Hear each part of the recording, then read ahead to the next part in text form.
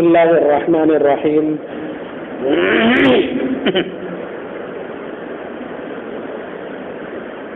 الحمد لله رب العالمين والصلاة والسلام على سيد الأنبياء والمرسلين محمد وعلى آله وأصحابه أجمعين أما بعد أعوذ بالله من الشيطان الرجيم بسم الله الرحمن الرحيم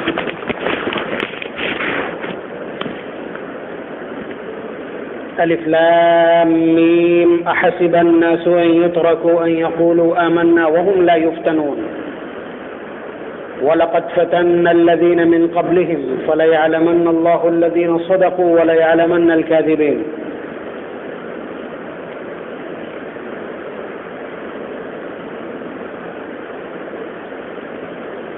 گزشتہ جمعے کی کچھ باتوں کو دوہرا لیتے ہیں تاکہ مضمون آپس میں پیوست ہو جائے، جڑ جائے. میں نے ایک سوال قائم کیا تھا کہ یہ جو وبا پھیلی تھی جس سے پوری دنیا میں جمود کی کیفیت طاری ہو گئی تھی، لاک ڈاؤن ہو گیا تھا، یہ واقعی میں کوئی مرض تھا یا کسی منصوبہ بند سازش کے تحت ایسی حرکت کی گئی تھی؟ ایک عمومی جو تصور ہے یا جنرل اوپینین ہے وہ یہ کہ یہ ایک مرض تھا جس کے خوف سے پوری دنیا کو اپنے اپنے گھروں میں بند کر کے سنسان کر دیا گیا تھا. لیکن نبی اکرم صلی اللہ علیہ وسلم کے جو ارشادات قرب قیامت سے متعلق ہیں اور اس کے علاوہ جو دیگر تحقیقات ہیں یا اس کے علاوہ ہمارے احوال کے اوپر جس طرح سے گرفت مضبوط کی جا رہی ہے یا دائرہ تنگ کیا جا رہا ہے یا شکنجہ کسا جا رہا ہے اور اس کو ایک معمول کی کارروائی بتا کر کے اس کو بہت بے توجہ بنایا جا رہا ہے، اس پر جب نگاہ غور سے پڑتی ہے تو لگتا ہے کہ یہ منصوبہ بند سازش بھی ہو سکتی ہے. اس سلسلے میں نے عرض یہ کیا تھا کہ ایک قوم ہے جو اصل میں انسانیت کی دشمن ہے اور انسانیت کی دشمن اس لیے ہو گئی ہے کہ اس کا تصور یہ ہے کہ نحن ابناء اللہ و احباؤہ، کہ ہم ایک خاندان حضرت یعقوب علیہ السلام کی جو اولاد ہیں جنہیں بنی اسرائیل کہا جاتا ہے وہ اصل انسان ہیں جنہیں اشرف المخلوق کہا جاتا ہے، اور اس کے علاوہ اس خانوادے کے علاوہ یہ جتنے انسان دکھائی پڑ رہے ہیں یہ سب ہماری خدمت کے لیے، ہماری چاکری کے لیے یا ہم کو نفع پہنچانے کے لیے یا ہمارے آرام و راحت کے لیے پیدا کیے گئے. اور قرآن کریم نے خود ان کا قول نقل کیا ہے کہ نحن ابناء اللہ و احباؤہ، بلکہ آپس میں جب یہ ٹکراتے ہیں تو کہتے ہیں، اس کو بھی قرآن نے نقل کیا ہے، وقالت الیہود لیست النصارى علی شیء، کہ یہودی یہ کہتے ہیں کہ نصارہ کوئی چیز نہیں ہے، ان کی کوئی اوقات نہیں ہے.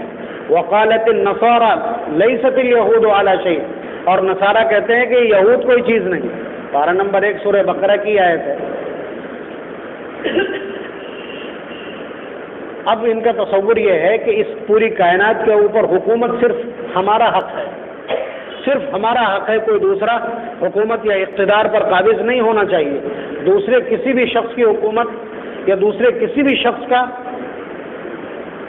حکم نہیں چلنا چاہیے، فرما روائی اور حکمرانی نہیں ہونا چاہیے، یہ ان کا تصور ہے.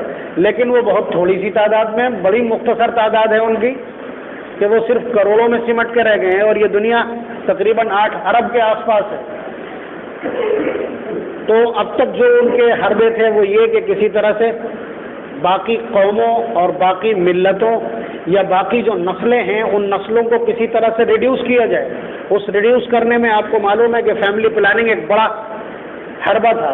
اس کے علاوہ وقتاً فوقتاً، ادھر آپ کا کبھی دھیان بھی نہیں گیا ہوگا، جہاں کہیں زلزلے، آفتیں یا بیماریاں پھیلتی ہیں WHO کے کارندے وہاں پہنچ جاتے ہیں. WHO بہت بڑا ان کا پلیٹ فارم ہے جہاں سے وہ ان ساری چیزوں کو کور کرتے ہیں. وہاں پہنچ کر کے وہ ویکسینیشن کے نام پر یا رفاہ کے نام پر، ریسکیو آپریشن کے نام پر وہ اپنی کارروائیاں کرتے ہیں. نئے نئے امراض جنم دے کر کے اور اس سے مرتی در جو شرح اموات ہے اس کو دیکھتے ہیں کہ اس سے کتنی جلدی اور کتنی آسانی کے ساتھ افراد کو مارا جا سکتا ہے۔ ایڈز وہ بھی پیدا کی ہوئی ایک بیماری تھی اسی طرح کی کوششوں سے، اسی طرح سے سوائن فلو یا برڈ فلو، یہ اس طرح کی جو بیماریاں ہیں یہ خانہ ساز ہیں، یہ باقاعدہ اس طرح کی کوششیں کی جاتی ہیں اور اجاگر کرنے والے ان کی تحقیق کر کے اور اس کو اجاگر بھی کر دیتے ہیں، مگر آپ جانتے ہیں خبر صرف وہ چلے گی جس کو وہ چاہیں۔ اس طرح خلا پر قابض ہیں اور اس طرح میڈیا کے پورے نظام اور سسٹم پر قابض ہیں، اور جو لوگ اس طرح کے امور میں دسترس رکھتے ہیں، گرفت رکھتے ہیں، ان کے اوپر ان کا اثر و رسوخ ہوتا ہے۔ اب یہ باتیں ایک دیوانے کی باتیں ہیں، لیکن یہ کہ بہت تہ میں جا کر کے یہ ساری تحقیقات اکٹھا کی گئی ہیں۔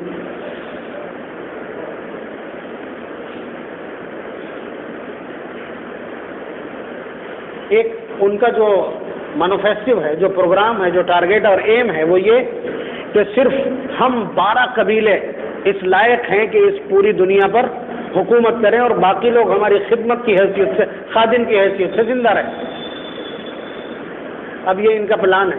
میں نے بتایا تھا ہینری کیسنجر نے 1965 میں اس پورے پروفارما کا اعلان کیا تھا باقاعدہ کہ دوسری ساری طاقتوں کو کسی طرح سے بھی کمزور کیا جائے۔ اب دیکھ لیجیے ہندوستان کے نظام کو کس طرح سے کمزور کیا جا رہا ہے۔ اب میں یہ نہیں کہوں گا کہ جو شخص اس وقت یہاں کا حاکم ہے وہ اس کی زندگی کے 10 سال بالکل غائب ہیں، جس کی کسی کو جس تحقیق میں نہیں، پتہ بھی نہیں کہاں تھا یہ شخص۔ کہنے والوں کا کہنا یہ کہ یہ انہی طاقتوں کے زیر سایہ یا زیر تربیت تھا اور اسی پلان کو یہاں نافذ کر رہا ہے۔ تو وہ اس طرح کا ایک نظام برپا کرنا چاہتے ہیں۔ اب اس کے لیے مختلف چیزیں ہیں۔ یہ ٹرائل ہوگا، کیا کوئی ایک ادارہ، کوئی ایک سنستھا، آپ سمجھ رہے ہیں، کوئی ایک انسٹیٹیوٹ یا کوئی ایک قلمدان پوری دنیا پر حکومت کر سکتا ہے، یا پوری دنیا کے اوپر اس کی حکومت چل سکتی ہے، یا اس کی بات پوری دنیا مان سکتی ہے؟ اس سے پہلے بہت سے ٹرائل ہو چکے ہیں جو کبھی ذہن میں نہیں رہے ہوں گے آپ کے۔ اس وقت اس طاقت کو آزمانے کے لیے کسی ادارے کی اس انتظامی صلاحیت اور قابلیت کو ناپنے کے لیے WHO کا استعمال کیا گیا۔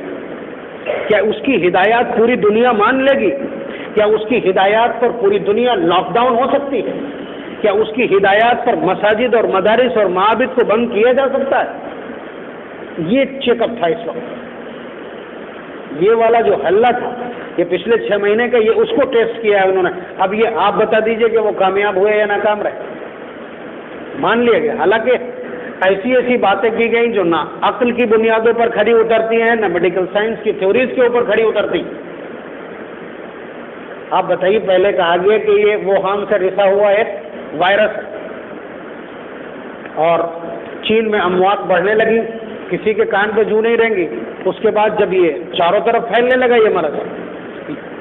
یہ مرض چاروں طرف پھیلنے لگا، جیسے ہی شروعات ہوگی، اندازہ کر کے دیکھیے آپ کہ بھائی کسی ملک کا صدر باپ کی حیثیت رکھتا ہے اور وہ اپنے ایک ایک فرد کو، ایک ایک شخص کو بچانا چاہتا ہے، نہ یہ کہ وہ چاہتا ہے کہ زیادہ سے زیادہ اموات ہو۔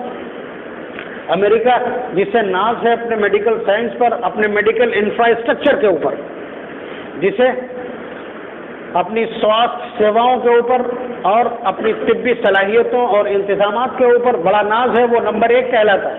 آپ بتائیے، جیسے ہی اس مرض کا آغاز ہوا تھا، کیا کہا تھا صدر نے کہ ملک امریکہ کے اندر 2 لاکھ موتیں ہوں گی، 2 لاکھ لوگ مریں گے۔ کیا مطلب ہے بھائی اس بیان کا؟ اب بتائیے، بالکل ابتدائی دنوں اس نے کہہ دیا یہاں 2 لاکھ لوگ مریں گے۔ اس سے تو یہ پتہ چلتا ہے کہ کوئی ایسا سسٹم بنایا گیا ہے تاکہ زیادہ سے زیادہ اموات ہو۔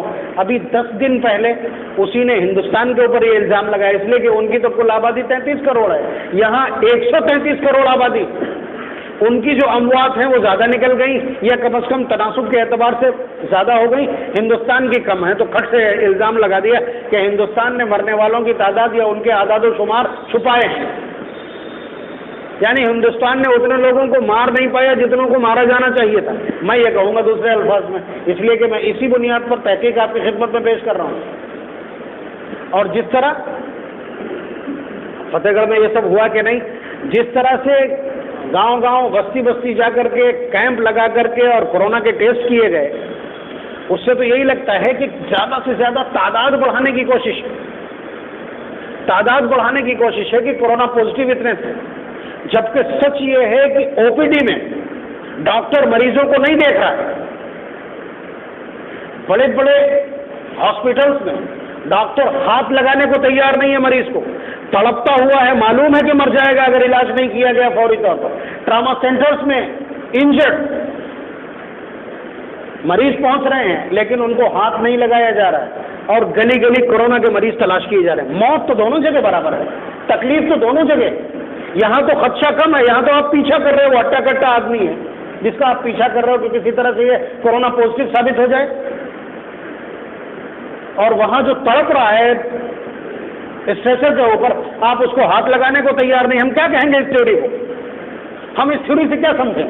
ہم تو یہی سمجھیں گے کہ کورونا کے نام پر زیادہ سے زیادہ اموات، اور آپ نے دیکھا بھی ہوگا کہ ہاسپٹل میں جو بھی مرا وہ کورونا میں شامل کیا گیا ہے، چاہے وہ زکام سے مرا ہو، چاہے وہ کڈنی فیلئر سے مرا ہو، چاہے وہ اٹیک سے مرا ہو، چاہے وہ ہارٹ فیل سے گیا ہو، چاہے وہ لیور کہ کولیپس کر جانے کی وجہ سے مرا ہو، کسی بھی وجہ سے مرا ہو، وہ لکھا کورونا میں گیا۔ وجہ اعداد و شمار دکھانے ہیں کہ اتنے مرے ہیں، یہ اعداد و شمار دکھانے ہیں۔ اور ہم یہ کیوں نہ کہہ دیں بھائی، آپ کی اپنی تحقیق ہے، میں اپنی بات کر رہا ہوں کہ وہ جو کٹس ہیں 100 میں سے 25 طے ہیں کہ یہ پازیٹیو ہوں گی، چاہے ہٹے کٹے کو پہنچیں چاہے بیمار کو پہنچیں۔ اس کی بہت بڑی بانگی یہ ہے کہ جیسے ہی اس مرض کی یہ تماشے بازی شروع ہوئی تھی، اسی وقت نائجیریا، افریقہ کا ایک چھوٹا سا ملک ہے، اس کا صدر ہے جو عیسائی ہے نسل کے اعتبار سے، اس نے بایولوجی اور کیمسٹری سے خود ماسٹرز کیا ہوا ہے۔ اس کے یہاں یہ اس وبا کے 15 دن کے بعد کی بات ہے کہ اس کے یہاں ایک دن 22 مریض، اگلے دن وہی بڑھ کر کے 480 ہو گئے۔ تو اب اس نے اپنا دماغ لگایا کہ اتنی تیزی کے ساتھ ایسے کیسے مریض بڑھ سکتے ہیں جبکہ لاک ڈاؤن پوری طرح سے ہے۔ اس نے وہ کٹس منگائی، کٹس منگانے کے بعد اس نے مختلف نام لکھے، انسانوں کے نام لکھے، ان کی عمریں لکھی، اور اس کے بعد اس نے ایک وہی ٹیسٹ کرنے والا جو وہ روئی کا بنا ہوا وہ تماشا ہوتا ہے، اس کو ایک پپیتے میں لگایا، ایک بکری کو لگایا، ایک بھیڑ کو لگایا۔ یہ جو خبر ہے الجزیرہ کی، مطلب کسی چھوٹے موٹے پورٹل سے یہ خبر نہیں آئی ہے، بلکہ الجزیرہ جو انٹرنیشنل چینل ہے اس نے اس خبر کو باقاعدہ نشر کیا تھا، ہمارے اردو اخبارات میں تھی یہ خبر۔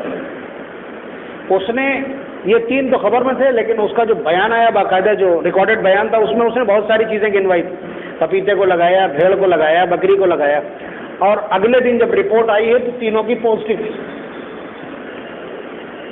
تینوں کی پازیٹیو رپورٹ تھی۔ تو اس خبر کو آپ یہ سمجھیے 2-4 دن بھی نہیں چلنے دیا گیا اور یہ کنڈیم ہو گئی۔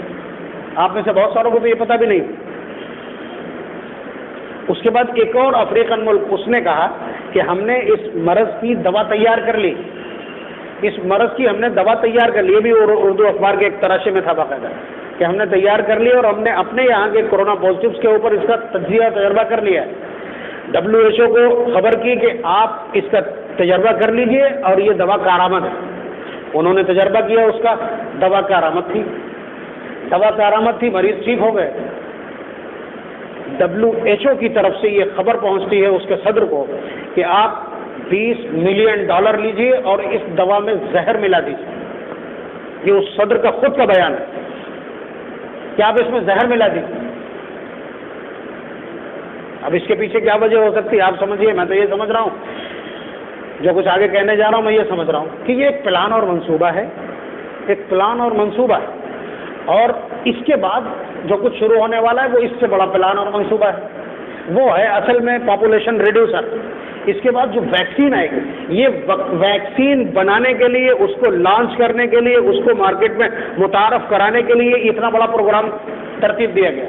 جتنی زیادہ موتیں ہوں گی، چاہے وہ حقیقت میں نہ ہوں، آن پیپر، آن ریکارڈ، زیادہ سے زیادہ موتیں ہوں کہ 2 کروڑ لوگ اس بیماری سے مر گئے. اب جو لوگ موت سے ڈرنے والے ہیں، آپ تو وہ لوگ ہیں جو موت سے نہیں ڈرتے ہیں، جو لوگ موت سے ڈرنے والے ہیں وہ اس کی ویکسین کے لیے اتاولے ہیں. اور آپ دیکھیے ہندوستان نے بھی 15 اگست کو لال قلعے سے اعلان کر دیا کہ ہمارے یہاں ویکسین تیار ہو گئی. اس سے پہلے رشیا نے بہت طاقت کے ساتھ اعلان کیا کہ ہمارے یہاں ویکسین تیار ہو گئی. تقریباً 90% ممالک ایسے ہیں جنہوں نے اس کی ویکسین تیار کر لی. ویکسین کیا تیار کرنا ہے بھائی، خود ان کے کہنے کے مطابق کہ حلق میں بلغم پیدا ہوتا ہے، پھر وہ سالڈ ہو کر کے پھیپھڑے میں چلا جاتا ہے. بھائی ایک جوشاندہ پینے کے بعد آپ کے پھیپھڑے کے اندر جتنے بھی بلغم کے اس طرح کے گٹھے موجود ہیں، یہ جتنی گانٹھیں موجود ہیں وہ ساری باہر ہو جائیں گی. یہ کوئی مرض ہے جس کو متعارف کرایا جا رہا ہے.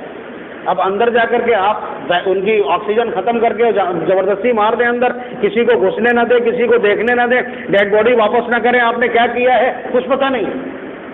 تو اس پورے کے پیچھے کھیل نظر آتا ہے منصوبہ سازش. اور یہ چھوٹی سازش ہے، اس کے پیچھے بعد والی بڑی سازش ہو سکتی ہے کہ جب ویکسینیشن ہوگا تو اتنا خوف پہلے سے ہی ہے، پہلے سے ہی اتنا خوف ہے کہ اتنے لوگ مر چکے ہیں اور دوبارہ سے یہ وبا کہیں پھیلنے نہ پائے. سب نے ویکسین تیار کر لی، لیکن ابھی میں نے 15 دن پہلے ہی بیان پڑھا تھا WHO کا کہ جون تک کسی ویکسین کا کوئی تذکرہ نہیں اور ویکسین کے آنے کا کوئی سوال نہیں. یعنی جون تک پوری دنیا مل کے زور لگا دے تب بھی اس کے ویکسینیشن یا اس کی ویکسین یا اس کے تجربے کا کوئی بھی محاسب نہیں. کیا مطلب ہے؟ یہ وہی مطلب ہے کہ ایک ادارے کی بات یہ پوری دنیا مانے گی، اپنے لیبس، اپنی تحقیق اور اپنے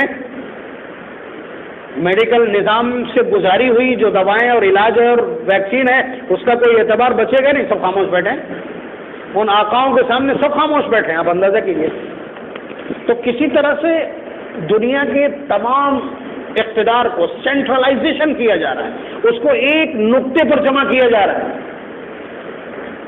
تو کہنے کا حاصل یہ ہے کہ جب وہ ویکسین لانچ کریں گے، ابھی تو انہوں نے پیسہ دے دیا ہے کہ کنٹینمنٹ زون پہ جتنے لوگ رہتے ہیں انہیں اندر بند رکھیے اور ان کے کھانے پینے کا پیسہ ہم دے رہے ہیں. ٹھیک ہے، جتنے لوگ یہاں بھرتی ہیں آئسولیشن سینٹرز میں ان کا سارا خرچ، کھانا پینا، دوا ہم دے رہے ہیں. یہ سارے پیسے انہوں نے دے دیے ہیں اور یہاں کی حکومتوں نے، یہاں کے لوگوں نے وصول کیے ہیں.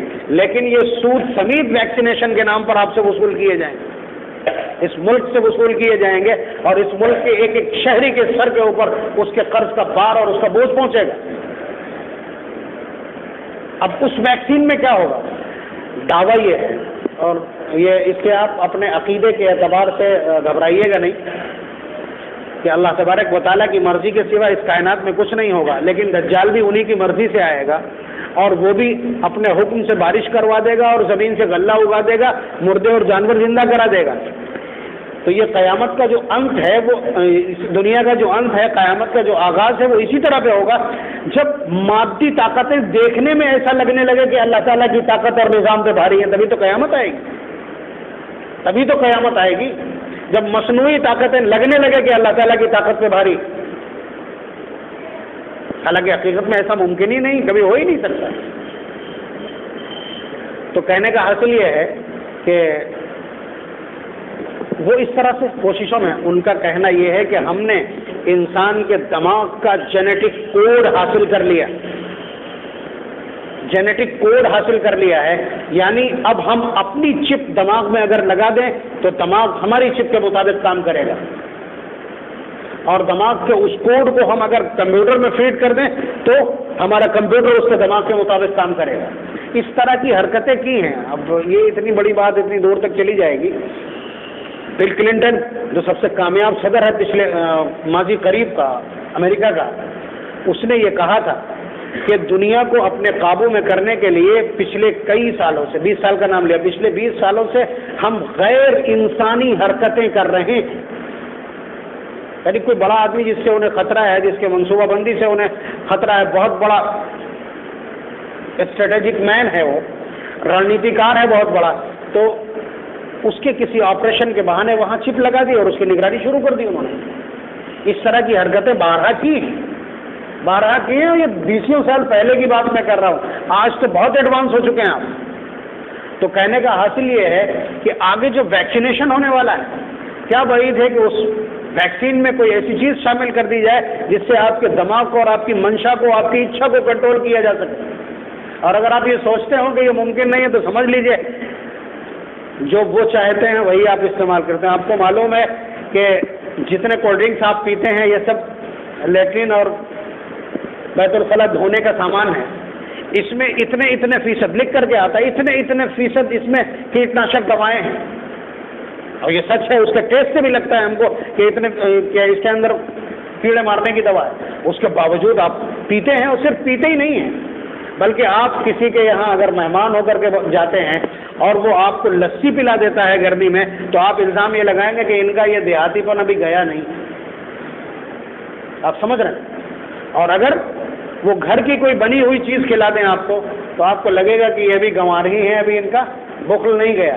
یعنی جو کچھ وہ آپ کو کھانے کو دیں گے وہ آپ کھائیں گے.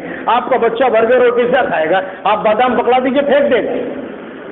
بچے کو سیب کھلانے کے لیے آپ کو ڈنڈا لے کے بیٹھنا پڑے گا، اور آپ کرکرے تھما دیجیے، چپس تھما دیجیے، اس کے بعد آپ کو کچھ بھی کہنا نہیں پڑے گا. جتنا بڑا پیکٹ ہو آپ کھلا دیجیے. جبکہ اس کے کوڈز دیکھیے بار بار آتا ہے کہ یہ کوڈ جو لکھا ہوا ہے اس میں فلاں فلاں چیزیں استعمال ہوئی جو آپ کے لیے جائز نہیں. اس میں جیلیٹن استعمال کی گئی جس سے انسانی طبیعت بغاوت کے لیے آمادہ ہوتی. سب کچھ موجود ہوگا مگر آپ ادھر دھیان نہیں دیں گے. تو اچھائیں تو ان کی. اس کے علاوہ آپ دیکھیے، میں کہہ رہا ہوں طاقتوں کو سینٹرلائز کرنے کی کوشش. ایک وقت تھا جب سونے اور چاندی کے سکے چلتے تھے، ٹھیک ہے، وہاں سے ختم کر کے کاہے پہ آئے، اس سے کمزور دھات پہ تانبے کے اوپر، پھر پیتل کے اوپر، پھر ایلومینیم کے اوپر، پھر اس کے بعد گلٹ کے اوپر، پھر اس کے بعد اسٹیل کے اوپر، پھر اس کے بعد لوہے کے اوپر، اور اب وہ سب کچھ غائب ہے. آپ اس کاغذ پہ آ جائیے. اس لیے کہ تمام ممالک نے عالمی بینک کے نام پر، ورلڈ بینک کے نام پر اپنا سارا سونا وہاں جا کر کے ان کے حوالے کر دیا ہے. انہوں نے الاؤ کر دیا کہ آپ اتنے نوٹ چلا سکتے ہیں، اتنے نوٹ چھاپ سکتے ہیں. تو ہوا کیا؟ طاقت اور سارا جو اصل مال، اصل سرمایہ تو سونا اور چاندی ہے نا. یہ نوٹ تو رسید کی پوزیشن ہے. تو آپ بتائیے کہ کس طرح سے انہوں نے سینٹرلائز کیا ہے چیزوں کو. تو کہنے کا حاصل یہ ہے کہ یہی نہیں بلکہ اس کے بعد بھی اس طرح کی چیزیں وجود میں آئیں گی. تو ان ساری چیزوں کو اس پس منظر میں بھی دیکھنے کی ضرورت ہے. اگر کوئی چیز آپ کو ناپسند ہے تو آپ اس کے لیے باقاعدہ متحد ہو کر کے کوشش کر سکتے ہیں. تو یہ ایک اقتدار حاصل کرنے کی کوشش ہے. اصل میں قرآن کریم نے یہ کہہ دیا ضربت علیہم الذلۃ والمسکنہ، کہ تمہارے اوپر ذلت اور مسکنت کی مہر لگا دی ہے اللہ نے. اب تم کہیں اقتدار حاصل نہیں کر سکو گے، تم کہیں اقتدار حاصل نہیں کر سکو گے. تو اب قرآن کریم کی اس آیت کو جھٹلانے کے لیے وہ ایڑی سے چوٹی تک کا زور لگائے ہوئے. پوری دنیا میں جہاں انہیں خبر ملتی ہے کہ ہماری نسل کا کوئی شخص موجود ہے، کوئی ہمارے نسل کا کوئی شخص موجود ہے، تو یہ سب وہاں پہنچتے ہیں. باقاعدہ ایک سسٹم ہے، آپ کو نہیں معلوم ہوگا. وہ قائم گنج تک آئے. قائم گنج میں باقاعدہ اس طرح کے خاندان ہیں. ابھی ہفتہ بھر پہلے ہی ایک شخص نے میرے پاس آ کر کے، مستقل آتا بھی ہے، اس نے کہا کہ حضرت ہم پچھلی 8ویں پشت میں جیوز تھے. اس نے اس پس منظر میں یہ بات نہیں کہی، لیکن مجھے معلوم ہے کہ ہم 8ویں پشت میں یہودی تھے. اس کے بعد افغانستان میں ہم آ کر کے مسلمان ہوئے اور پھر آ کر کے یہاں ہم قائم گنج میں بسے. تو اس طرح کے جہاں جہاں خانوادے موجود ہیں یہ وہاں جا کر کے انہیں وہاں اکٹھا کر رہے ہیں. اب یہ اللہ تعالیٰ کے قدرت کا نظام ہے. آپ کو معلوم ہے کہ اسرائیل کے ایک شہر جہاں انہوں نے باقاعدہ اس ٹائم گیٹ بنایا ہوا ہے، ایک باقاعدہ خانقاہ بنا دی ہے، اس پہ ملک السلام لکھا ہے کہ یہاں آ کر کے دجال ٹھہرے گا. اس کو وہ ملک السلام، سلامتی کا بادشاہ کہتے ہیں. حالانکہ وہیں پہ وہ قتل ہونا احادیث میں درج ہے. اس کے بعد حضرت عیسیٰ علیہ السلام انہیں ڈھونڈ کے ایک یہودی کو قتل کریں گے. تو کہاں پوری دنیا میں گھومتے پھرتے اللہ تبارک و تعالیٰ نے انہیں لگا دیا کہ اکٹھا کر لو یہیں تک ایک دم کام ہو جائے. بہرحال وہ اپنی تدبیر، جو ان کی اپنی تدبیر ہے، اس میں لگے ہیں مادے کے اعتبار سے. اللہ تبارک و تعالیٰ کا جو قدرت کا نظام ہے وہ ان کا چل رہا ہے، وہ چل رہا ہے. ہم خاموش اسی لیے ہیں کہ جو کچھ اللہ تبارک و تعالیٰ نے کہہ دیا، اس کے نبی نے اناؤنس کیا، مسٹ بی ڈن، ہو کے رہے گا، ہم کچھ بھی کر لیں. وہ اسے کوشش کے ساتھ نافذ کر کے اپنی مرضی کے مطابق برپا کرنا چاہتے ہیں، اور اس کے لیے وہ انسانی جانوں کا اتلاف جرم نہیں سمجھتے. آپ کو حکم دیا گیا کہ کسی بھی چڑیا کو، کسی بھی جاندار کو اپنی خوشی کی خاطر نشانہ چیک کرنے کے لیے آپ مار نہیں سکتے. چیونٹی کو آپ مار نہیں سکتے، چیونٹیوں کو آپ کچل نہیں سکتے، آپ کو یہ سکھایا آپ کے نبی نے، اور ان کے ذہنوں میں یہ ہے کہ ہمارے علاوہ، ان 12 خانوادوں کے علاوہ جتنی بھی ذریت اور جتنی بھی انسانیت اور جنریشن ہے وہ سب جانوروں کی طرح ہے، جسے چاہیں زندہ رکھیں اور جسے چاہیں ذبح کر دیں، یہ ان کا تصور ہے۔ لیکن آپ جانتے ہیں ان کے اسباب اپنی جگہ، ان کا سسٹم اپنی جگہ، ان کی مکاری، عیاری، منصوبے، سازشیں، دسیسہ کاری اور ان کی اسٹریٹجی اپنی جگہ، اللہ تبارک و تعالیٰ کا حکم اپنی جگہ، اور لا الہ الا اللہ کہنے والوں کی طاقت اپنی جگہ۔ جو شخص یا جو لوگ لا الہ الا اللہ میں بلیو کرتے ہیں وہ سمجھ لیں کہ وہ چڑیاں بھی ابھی تک نہیں مری ہیں جن کی چونچوں سے نکلنے والی کنکریاں کسی بھی لشکر کو، کسی بھی طاقتور لشکر کو بھسم کر کے کعصف معقول بنا سکتی۔ تو اس لیے ہمیں ضرورت اس بات کی ہے کہ ہم اللہ تبارک و تعالیٰ کی طرف اپنا رجحان، اپنا رجوع، اپنی انابت اور اللہ تبارک و تعالیٰ سے اپنا عہد و پیمان مضبوط کریں، وہاں وفاداری دکھلائیں، اپنے گناہوں سے توبہ اور گناہوں سے بچنے کی کوشش کریں۔ یہی ہمارا اصل پلیٹ فارم اور یہی ہماری اصلی تیاری ہے۔ پھر اس کے بعد ہم دیکھ لیں گے کون کتنا بڑا منصوبہ بندی کرنے والا ہے اور کس نے کتنی طاقت جمع کر کے رکھی ہے اور کس کے ساتھ کتنا بڑا دجال کھڑا ہوگا، وہ سب ہم دیکھ لیں گے۔ اللہ تبارک و تعالیٰ ہم سب کو ایمان پر استقامت عنایت فرمائے، توحید خالص کا رسوخ عنایت فرمائے اور منصوبوں سے واقفیت عنایت فرمائے اور آخرت کی تیاری کی فکر عنایت فرمائے۔ وآخر دعوانا ان الحمد للہ رب العالمین۔